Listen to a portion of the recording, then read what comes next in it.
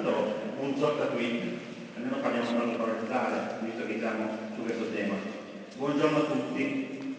Da parte dell'associazione composta da enti pubblici e non a scopo di lucro, CERDOMEO, che vuol dire Centro Studi e Documentazione e Memoria Orale. Questo centro ha sede qui vicino, presso i locali del Comune di Taglione. Ha in dotazione un migliaio di testi inerenti alle lingue minoritarie e alle tradizioni alpine, e se a qualcuno dei presenti ha piacere di visitarlo, poi lo accompagnerò a vederlo, perché immagino che qualcuno non sappia cos'è e dov'è. Lo statuto nell'ultima versione è stato trovato mercoledì 14 maggio, quindi poco fa. È un ente degli effetti.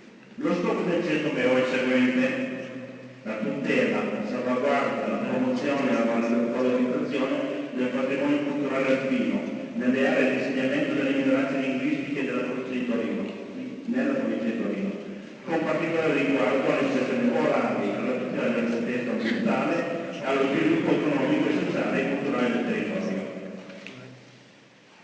Per andare velocemente sui temi di oggi, cioè il tramite provenzale nell'era internet o RL2, segnalo che il tema è compreso anche tra i compiti relativi all'articolo 5 dello Statuto del CERDOMEO.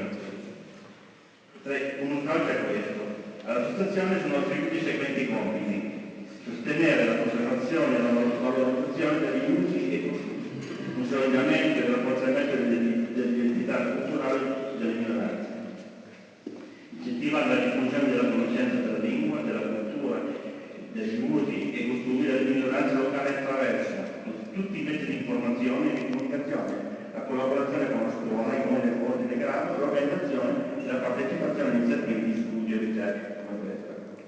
Poi questo punto che è importante è il punto C: contribuire alle eventuali definizioni di regole linguistiche e di grafia atte a favorire l'intercomprensione linguistica, quindi esattamente questo, promuovere l'organizzazione di corsi, eccetera. Bene, alla luce di questo, di quanto detto, ben venga questo corso di presentazione della grafia ORB, utilizzato da alcuni ricercatori e parlanti franco-provenzale, e sono curioso di sentire le loro esperienze. Ma qual è la situazione attuale della grafia utilizzata dalle minoranze linguistiche in provincia di Torino? Ma quanta acqua è passata sotto i ponti delle nostre zone da quando è stata fatta l'inchiesta relativa al figlio prodigo nelle parlate locali e ha fatto nascere il franco-provenzale? E veramente nella provincia di Torino esiste una babele di grafie? Non mi pare. È complicato rispondere a queste domande, ma ci provo sapendo che non è una risposta esaustiva, anzi potrebbe trovare molta gente non d'accordo. Pur in mancanza del dettagliato che sarebbe opportuno, si può affermare di massima che nell'area occitana dell'Alta Val di Susa e nelle valli di zone del Manasca e Pellice sono presenti di grafia normalizzata, anche in uso prevalente nelle valli pugliesi, e la grafia denominata esplode un po', o grafia genere che sia, che stanti i libri presenti del CERDOMEO sembrerebbe in gran lunga prevalente nella provincia. Quindi 2 grafie in tutto in area occitana. Segnalo il giornale Occitano Vivo, per esempio, che ospita articoli delle 2 grafie ed è presente nelle edicole della nostra provincia. Nell'area provenzale della Valle di Susa e Sangone è utilizzata quasi esclusivamente la stessa grafia genere, quindi la stessa degli occitani, con alcune varianti locali apportate dai singoli ricercatori. Non conosco molto della vicinanza, anche se adesso ho capito che usano il Braille. Nelle varie Orbe Solane invece prevale la grafia utilizzata in Valle d'Aosta, quindi 2 grafie prevalenti e una discreta ricerca per esprimere la grafia più consona nelle varie franco-provenzali, parlo del provincia di Torino. Vorrei sottolineare la prevalente e comune grafia che ha superato il conflitto linguistico proprio in Valle di Susa tra Piemonte Occitano e Giaglione Cavere franco-provenzali, e ha fatto sì che occitani e franco-provenzali si scrivessero nello stesso modo. Bisogna rendere merito ai ricercatori singoli che negli anni 60 e 70 del secolo scorso hanno fatto questa scelta, rilevatosi poi così lungimirante. Adesso consentitemi alcuni riferimenti personali che confermano quanto detto.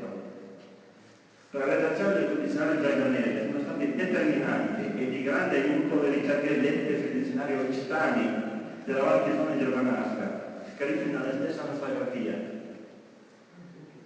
Tra le due lingue esiste una discreta intercomprensibilità orale, anche se non legata alla prossimità delle parlate. Mio padre e mia madre hanno parlato per tutta la vita le loro rispettive lingue franco-provenzali, non sentendo il bisogno di una lingua comune. Lunedì 14 al Salone del Libro di Torino ho ascoltato la presentazione del dizionario di Andronia, i Valtellici, e ho capito tutto. Ho ascoltato nella stessa occasione la presentazione del Teghe di Sarda, in Valle di Susa, e ho capito meno, quindi meno la Valle di Susa e la Valle di Bologna, non so perché. Giovedì 17 al concorso scolastico Sardogna della Valle di Tenis, in Valle d'Aosta, ho compreso tutti i discorsi locali, quindi tutti i discorsi della Valle d'Aosta, ma da sempre fatico a comprendere le parole dei vicini di Leonardo e Valesa, questa è la situazione. Ma nonostante questi handicap miei personali, alla fine di luglio dello scorso anno, nell'annuale incontro della comunità di Giaglione e Brahman al drammatico Cocavie, con i canti da Topocena, la canzone La Teisarpa, che qualcuno di voi conosce, tradotta nella lingua di Bessan, è stata cantata all'unisono per gran parte della notte dalle popolazioni di due versanti delle Alpi. Una cosa magica. Perché devo mettere in discussione questa diversità positiva e creativa? Forse per scrivere tutto davanti al computer con chi non fa nessun sforzo per capire la mia diversità? Si può quindi affermare che esiste una parte importante della provincia di Torino, una grafia in comune utilizzata tra le lingue gallo-romanze meridionali, occitane e franco-provenzali, e una discreta intercomprensibilità. E poi esiste inoltre la normalizzata in area occitana, voglio dire che la situazione non è poi così complicata e diversa nelle due aree. Ma il problema della grafia invece si complica in area franco-provenzale quando vogliamo allargarla e condividerla con i parlanti in lingua francese. Un tentativo in corso è quello che ha intrapreso la situazione FP, i valdostani, la Savoia, e ha portato alla redazione di un giornale con la grafia comune, che credo non abbia avuto un grande aiuto finanziario e materiale. L'altro è il dizionario ORD, del quale sono curioso di sentire le esperienze derivanti, esperienze provate anche dal nostro gruppo, di cui forse ne parlerà Matteo Ghiotto. Penso che da parte di tutti ci debba essere una volontà di non chiudersi nei risultati ottenuti, ma mettere in discussione e valutare attentamente nuove proposte e anche criticare la scrittura fin qui utilizzata, ma alle condizioni che ciò sia limitato alla sola grafia e non crei nuovi confini con i nostri amici occitani, ma sia un fronte comune con i franco-provenzali e occitani della provincia di Torino, non punti alle antiche, l'esperienza di unità maturata in questi anni di lavoro comune.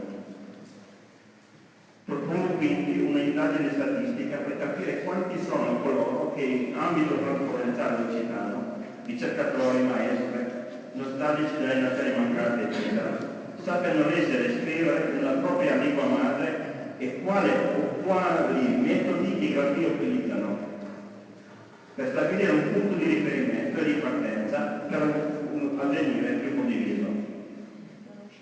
Se è vero che, come ha scritto Tullio Talmont, eppure esiste qualcosa che lega idealmente i 70.000 franco-provenzali della Costa Alpine, della Savoia, del Valese, eccetera, questo qualcosa è la comune coscienza di una identità che scavalca i non confini naturali delle catene alpine e quelli a cui l'Italia sta attraversando.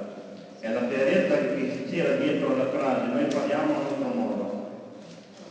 Penso che questo modo di dire valga per l'insieme delle identità del proprio paese e che questa citazione non valga solo per noi franco-provenzali, ma per tutte le popolazioni alpine di minoranza linguistica. Grazie.